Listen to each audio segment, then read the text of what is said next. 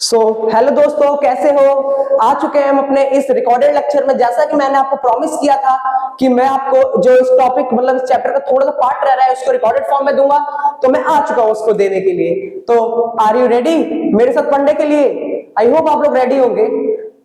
मैं एक बात बताऊं कि अब आप सोचेंगे कि ये सर तो कभी हमें हमेशा हमारे साथ साथ लिखते हैं, आज लिख के क्यों लाए हैं? तो मैं लिख के नहीं लाया था, मैंने ये चीज अभी अभी लिखी थी, बट मैंने मोबाइल में मैंने मतलब माइक अभी सेट कर रहा था, तो गलती से माइक चालू रहना वो चालू नहीं हो पाया था।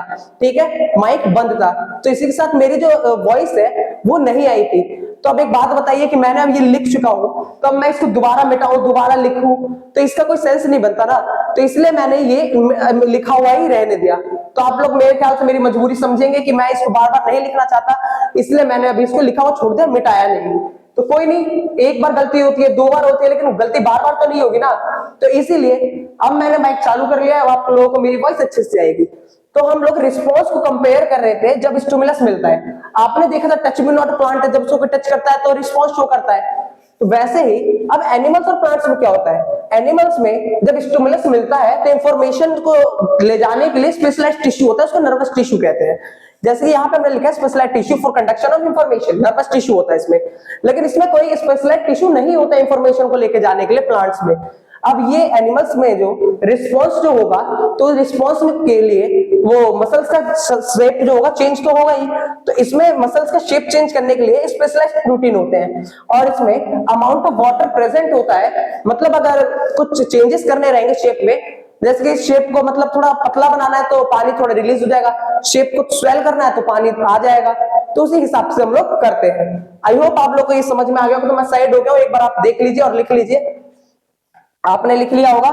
अब मैं आपको कुछ लिखवाना चाहता हूं, तो पहले आप उसको लिखिए, ठीक है? मुझे भी बहुत बुरा लग रहा था कि जब मैंने इतना पढ़ा दिया था आपको, लेकिन जब मेरी आवाज माइक में रिकॉर्ड नहीं हुई, तो चलिए कोई नहीं, गलती तो हो ही जाती है, आपसे हो या मेरे से। तो चलिए इतना हो गया। अब पहले हम कुछ चीज लिखते हैं। Note if the growth of plant towards the stimulus is known as positive tropism। ठीक है, मतलब जहां से स्टिमुलस मिल रहा है, समझ लीजिए ये प्लांट है, ठीक है, प्लांट है, ठीक है, ये सन है। समझ लिया, मैंने आपको सनफ्लावर का एग्जांपल बताया था ना। अब देखिए प्लांट को, मतलब अगर ये सनफ्लावर है, ये देख लीजिए कि अगर सनफ्लावर है, ठीक है, इसको स्टिमुलस मिल गया सनलाइट। अब प्लांट की जो ग्रोथ हो रही है अगर इसकी तरफ हो रही है ना, सन की तरफ, तो इसको कहेंगे पॉजिटिव ट्रॉपिज्म, ठीक है। लेकिन नोट एक और है, if the growth of the plant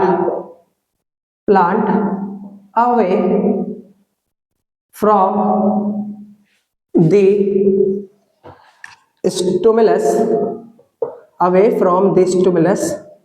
is known as geotropism। अरे एक मिनट, जियोट्रॉपिज्म नहीं, sorry, negative tropism. I hope आप लोग इतना समझ चुके होंगे कि अगर प्लांट की ग्रोथ स्टिमुलस की तरफ हो रही है तो पॉजिटिव ट्रॉपिज्म कहेंगे, और अवे फ्रॉम द स्टिमुलस हो रही है, तो जैसे कि हमने बात की थी टच मी नॉट प्लांट की, समझ लीजिए टच में यहां से करो, स्टिमुलस यहां से दे रहा हूं, ठीक है, और वो अपने प्लांट्स की जो पत्तियां पीछे की साइड ले रही है, अवे ले रही है, तो इसको हम नेगेटिव ट्रॉपिज्म कहेंगे। तो पहले आप इसको एक बार देख लीजिए, फिर हम आगे बढ़ते हैं। सो आई होप आपने इसको कर लिया होगा। इसके बाद कुछ चीजें हैं उसको हम समझते हैं। देखिए, फोटोट्रॉपिज्म,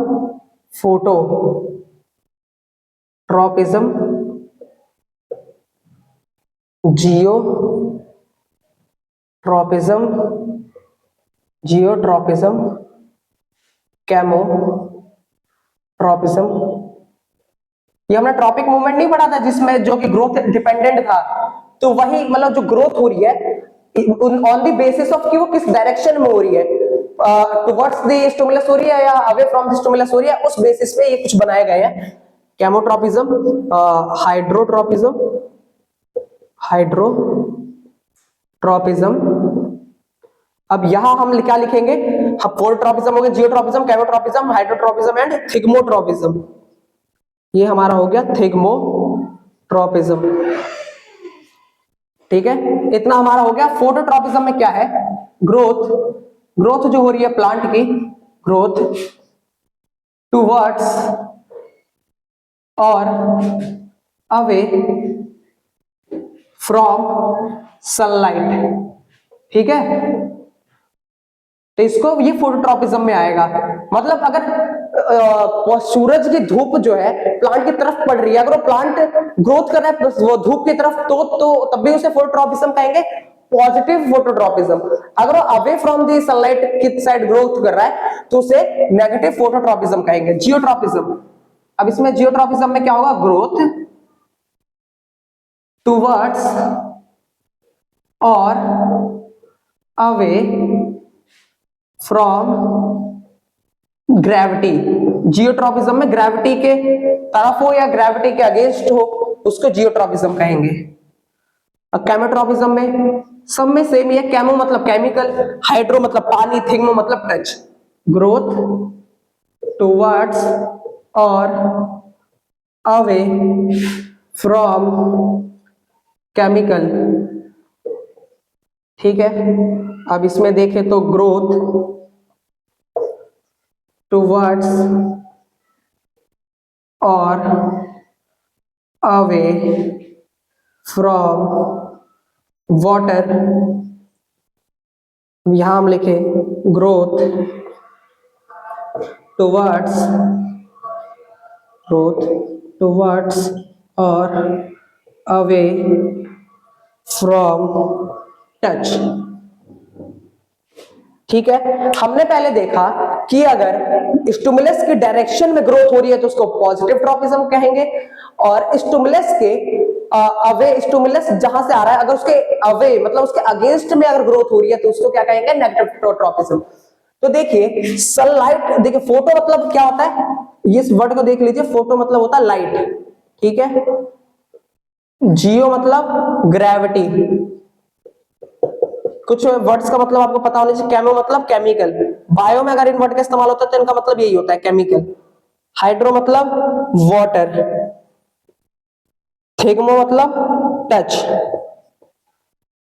ठीक है। तो हमने यही देखा कि फोटोट्रोपिज्म में लाइट मतलब ग्रोथ जो है अगर सनलाइट की तरफ हो रही है या सनलाइट से दूर भी हो रही है तो उसको फोटोट्रोपिज्म कहेंगे। अगर टुवर्ड्स हो रही है मतलब सनलाइट की तरफ हो रही है तो उसको पॉजिटिव फोटोट्रोपिज्म कहेंगे, और अगेंस्ट दी सनलाइट हो रही है तो उसको नेगेटिव फोटोट्रोपिज्म कहेंगे। और वही चीज अगर ग्रेविटी के साथ हो रही हो तो पॉजिटिव जियोट्रोपिज्म, नेगेटिव जियोट्रोपिज्म।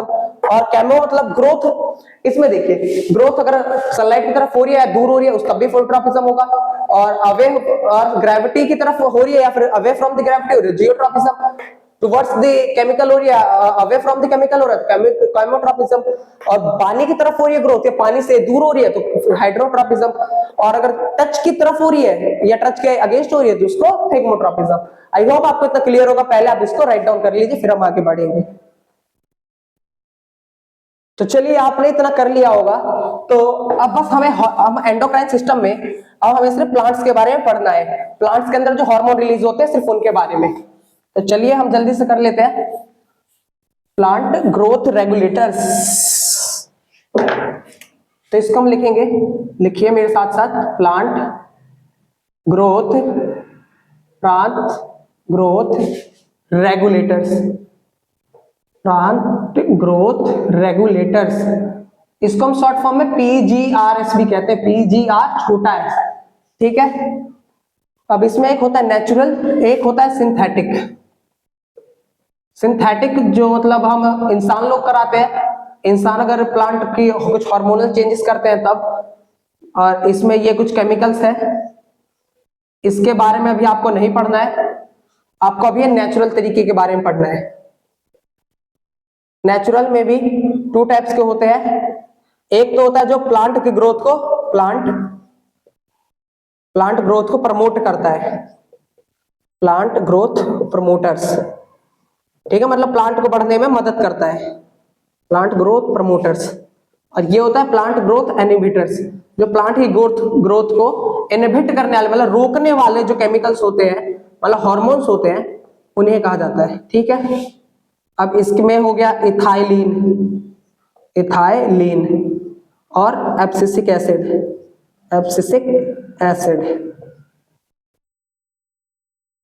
अब इसमें क्या हो गया,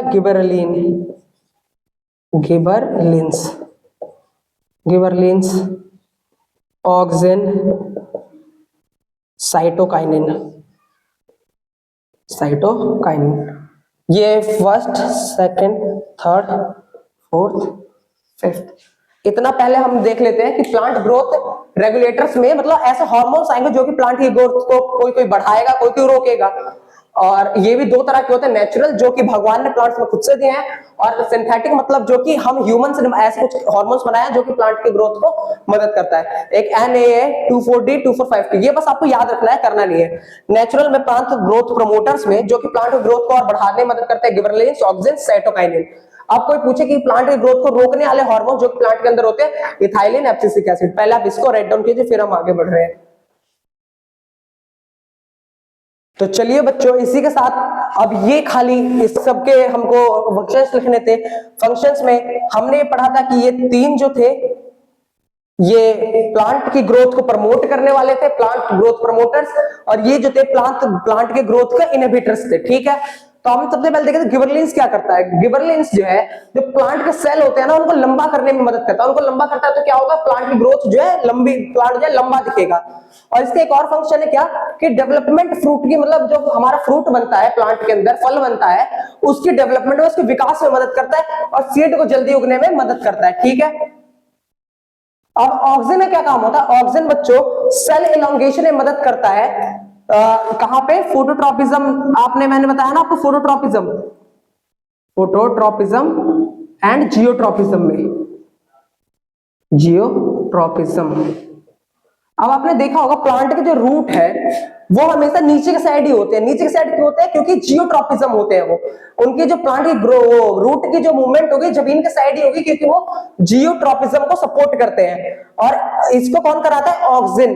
ठीक है, ऑक्सिन जो है प्लांट के जो रूट है उसको जमीन की ओर ले जाता है। ठीक है, और उसको उसकी ग्रोथ में और ज्यादा कराने में मदद करता है। साइटोकाइनिन का काम क्या है, ये सेल डिवाइड करता रहता है जल्दी जल्दी। अब एक बात बताइए, सेल जितने जल्दी डिवाइड करेगा, जितने जल्दी अपने आप को मल्टीप्लाई करेगा, तो उतने ही ज्यादा सेल्स बनेंगे।